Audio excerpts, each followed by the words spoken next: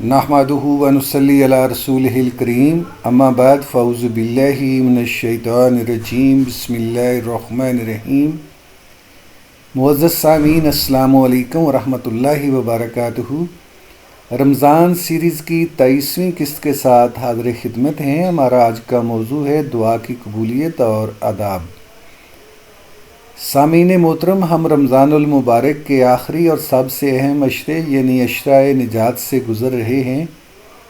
ये वो मुबारक दिन और रातें हैं जिनमें अल्लाह रब्बुल इज़्ज़त की रहमत अपने जोबन पर होती है और वो अपने बंदों की दुआओं को सबसे ज़्यादा शरफ़ कबूलियत बख्शता है।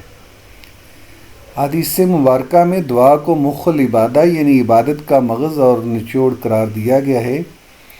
दुनिया का हर बादशाह और हुक्मरान इस बात पर नाराज़ होता है कि उससे बार बार कुछ मांगा जाए, लेकिन हमारा परवरदिगार जो तमाम ख़ज़ानों का मालिक है, वो वाहिद हस्ती है जो इस बात पर खुश होता है कि उसका बंदा उसके सामने हाथ फैलाए, गिड़गिड़ाए और अपनी हाजतें तलब करे। जो शख्स तकब्बर की वजह से या गफलत के बाइस अल्लाह से नहीं मांगता, अल्लाह ताला उस पर ग़ज़बनाक होता है। सामीन मोहतरम, हम अक्सर ये शिकवा करते हैं कि हम दुआएं तो बहुत मांगते हैं लेकिन वो कबूल नहीं होती। उलमाए कराम फरमाते हैं कि दुआ की कबूलियत के लिए उसके कुछ आदाब और शराइत हैं जिन्हें पूरा किए बगैर दुआ आसमान तक नहीं पहुंचती। दुआ का सबसे पहला अदब यह है कि उसे मांगते वक्त इंसान का दिल अल्लाह की तरफ पूरी तरह मुतवज्जे हो।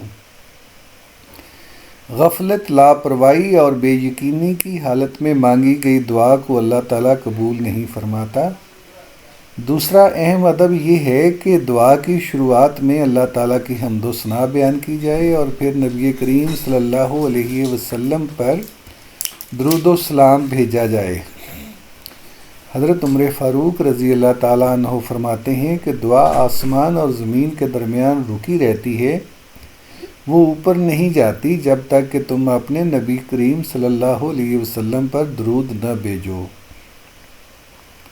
सामीन मोहतरम, दुआ की कबूलियत के लिए अल्लाह ताला ने कुछ ख़ास औकात भी मुकर्रर फरमाए हैं जिनमें मांगी गई दुआ के रद्द होने का इम्कान बहुत कम होता है। हदीस मुबारका के मुताबिक अज़ान और अकामत के दरमियानी वक्त में, रात के आखिरी पहर, तहज्जुद के वक़्त जब अल्लाह ताला की रहमत आसमान दुनिया पर नुज़ूल फरमाती है, सजदे की हालत में जब बंदा अपने रब के सबसे ज़्यादा करीब होता है और ख़ास तौर पर रोज़ेदार के लिए इफ्तार के वक़्त मांगी गई दुआ सीधी बारगाह इलाही में शरफ़ कबूलियत पाती है। इन कीमती औकात को कभी गफलत की नज़र नहीं होने देना चाहिए। सामीन मोहतरम, दुआ की कबूलियत के लिए एक सबसे बड़ी और बुनियादी शर्त रिज़्क़ हलाल है। रिज़्क़ हलाल के बग़ैर इंसान की कोई इबादत, कोई दुआ कबूल नहीं होती। सही मुस्लिम की एक तवील हदीस मुबारका का मफ़हूम है कि नबी करीम सल्लल्लाहु अलैहि वसल्लम ने एक ऐसे शख्स का ज़िक्र फरमाया जो तवील सफ़र करता है, उसके बाल बिखरे हुए हैं, कपड़े गर्द आलूद हैं। वो आसमान की तरफ हाथ उठाकर कहता है, ऐ मेरे रब, ऐ मेरे रब, लेकिन उसका खाना हराम का है, पीना हराम का है, लिबास हराम का है और उसकी परवरिश हराम माल से हुई है। तो रसूलुल्लाह सल्लल्लाहु अलैहि वसल्लम ने फरमाया, उसकी दुआ कैसे कबूल हो सकती है? लिहाजा अगर हम चाहते हैं कि हमारी दुआएं बारगाह इलाही में मंजूर हों तो हमें अपनी कमाई और अपने लुक़मे को हर किस्म की हराम और मुश्तबा चीज़ों से पाक करना होगा। सामीन मोहतरम, यहाँ एक और इंतहाई अहम बात समझना ज़रूरी है ताकि इंसान कभी रब की रहमत से मायूस ना हो। हदीस पाक का मफ़हूम है कि जब कोई मुसलमान अल्लाह से दुआ मांगता है, बशर्ते कि इसमें गुनाह या क़ता रहमी की तलब ना हो, तो अल्लाह ताला 3 तरीक़ों से उसका जवाब देता है। या तो उसकी मांगी हुई चीज़ दुनिया में ही फ़ौरन अता कर दी जाती है, या उस दुआ की बरकत से उस बंदे पर आने वाली कोई बड़ी मुसीबत टाल दी जाती है, और या फिर इस दुआ को आखिरत के लिए ज़ख़ीरा कर लिया जाता है। روز قیامت جب انسان ان نامنظور شدہ دعاؤں کے بدلے ملنے والا بے پناہ ثواب اور درجات دیکھے گا تو تمنا کرے گا کہ کاش دنیا میں میری کوئی دعا قبول نہ ہوئی ہوتی اور سب کچھ آج کے دن کے لیے بچا لیا جاتا۔ بس انسان کو دعا میں کبھی جلد بازی سے کام نہیں لینا چاہیے۔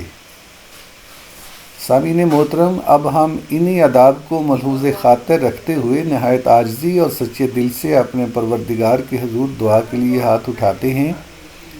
آپ سب بھی گریہ وزاری کے ساتھ آمین کہیے گا۔ اے اللہ، اے ساری کائنات کے پالنہار، درود و سلام ہو تیرے پیارے حبیب حضرت محمد مصطفیٰ صلی اللہ علیہ وآلہ وسلم پر اور ان کی آل پر۔ اے ہمارے رب، ہم نہایت کمزور اور خطا کار ہیں، لیکن تیرے در کے بکاری ہیں۔ اس مبارک ماہ کی برکتوں اور اپنی بے پایا رحمت و فضل کے واسطے سے ہماری ٹوٹی پھوٹی دعاؤں کو شرف قبولیت عطا فرما۔ یا اللہ، ہمیں مانگنے کا وہ سلیقہ عطا فرما جو تجھے پسند ہے۔ ہمارے دلوں کو ریاکاری اور غفلت سے پاک کر دے اور ہمیں رزق حلال کمانے اور کھانے کی توفیق عطا فرما، تاکہ ہماری کوئی دعا تیرے در سے نامنظور نہ ہو۔ اے غفور الرحیم، جن آنکھوں میں آنسو ہیں انہیں خوشیوں سے بدل دے، جو بیمار اسپتالوں یا گھروں میں تکلیف کا شکار ہیں انہیں اپنی صفت شافی سے صحت کاملہ عطا فرما۔ اے خزانوں کے مالک، جو مقروض اور بے روزگار ہیں ان کے لیے غیب سے ایسے اسباب پیدا فرما کہ وہ تیرے سوا کسی کے محتاج نہ رہیں۔ یا اللہ، ہمارے والدین کی مغفرت فرما، انہیں دنیا اور آخرت کی بھلائیاں عطا فرما، پوری امت مسلمہ پر رحم فرما، کشمیر اور فلسطین کے مسلمانوں کی غیبی مدد فرما اور ہماری اس ناچیز عبادت کو اب شرف قبولیت عطا فرما۔ آمین ثم آمین یا رب العالمین، وآخر دعوانا ان الحمد للہ رب العالمین۔ سامعین محترم، امید ہے کہ رمضان سیریز کی یہ 23ویں قسط آپ کو دعا مانگنے کے درست آداب، اوقات اور قبولیت کی شرائط سمجھنے میں بھرپور مدد دے گی۔ اگر آپ کو یہ پیغام پسند آیا ہو تو اسے صدقہ جاریہ کی نیت سے اپنے دوستوں اور عزیزوں کے ساتھ ضرور شیئر کیجیے۔ انشاءاللہ اگلی قسط کے ساتھ بہت جلد دوبارہ حاضر ہوں گے۔ تب تک کے لیے اجازت دیجیے۔ اللہ حافظ۔